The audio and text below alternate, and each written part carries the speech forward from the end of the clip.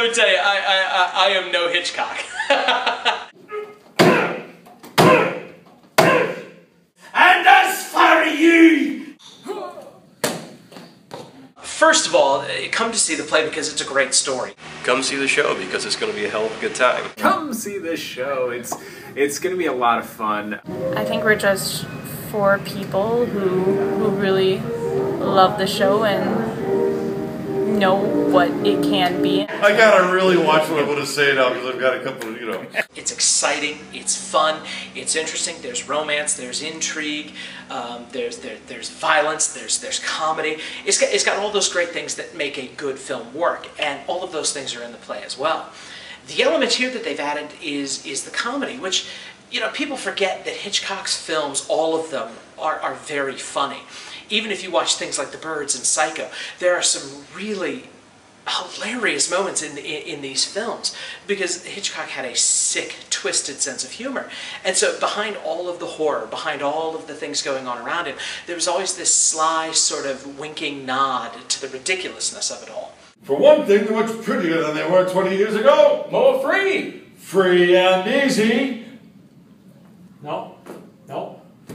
1, 2, 3. Their first wink is not in unison. All right. Oh, it's him first. Dan winks first, okay. then you wink to him. Yep, gotcha, 1, 2, gotcha. 3. It's a rule of 3. 1, 2, 3. Okay. Good. Well, for one thing, they're much prettier than they were 20 years ago. More free! Free and easy.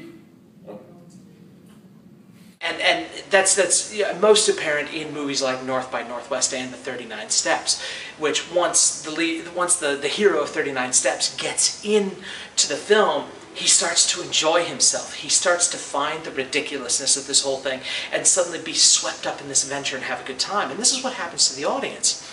There's not as much distance between Alfred Hitchcock and, say, Mel Brooks. And if you were to look at just a script of one of their films, you'd be hard-pressed to tell if you didn't know which was the horror, which was the comedy. And so I think one of the goals of adapting it to the stage was to allow that natural sense of humor to really be brought to the forefront in the telling of this story. But, it is one of the funniest plays I've ever seen. Thankfully, we've got a couple of things working for us. Number one, we do have a very talented cast of actors who have a great deal of experience. Many of our actors have experience doing plays like this where they have had to play multiple characters in the past, both other theaters and, of course, here. So, both Dominique and Dustin, who are playing the two romantic leads, they were in Noises Off last year, in which you've got multiple layers of character working as well. So they've got experience jumping between characters. Dan Radke did Almost Maine with us a few years ago, in which, he had to play a whole slew of different characters. Matt Springer is our other actor, and I know he has experience doing the same thing. Plus, just coming out of school, his training is more fresh, so he's had to deal with these, I'm playing multiple actors at the same time, because that's what you do all through school when you're training as an actor.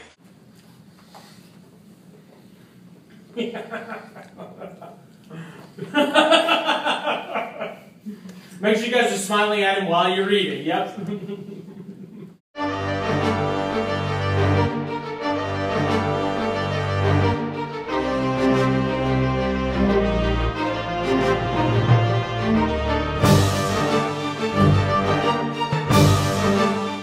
Yes.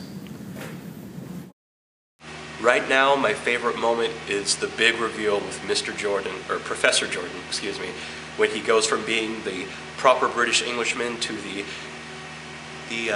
German fascist.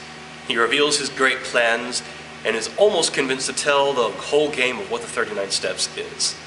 I like Margaret just because I think she has some of the best moments. I think her accent will be the most challenging, but she's interesting just because she's married to the Crofter, who is just disgusting. And blinding our eyes to the tawdry meat and baubles of all worldly wicked things. As it's not one moment to me, it's when he starts, as Greg was saying, enjoying the adventure more so, and starts cracking a couple of jokes, and at one point Dan smacks me in the face for one of them.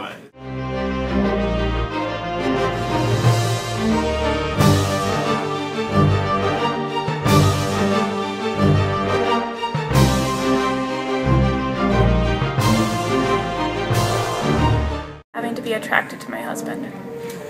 There's one quite lengthy political speech that I give that takes up about 3 pages in the script, and memorizing that is going to be one of the biggest challenges of this show, I think. I would say the most difficult part that I've been working on as far as like making each character a little more specific and not just like a blur of like, okay, random people that are running on the stage, is a lot of nailing down the different kinds of accents they have and figuring out how each person, how they would talk.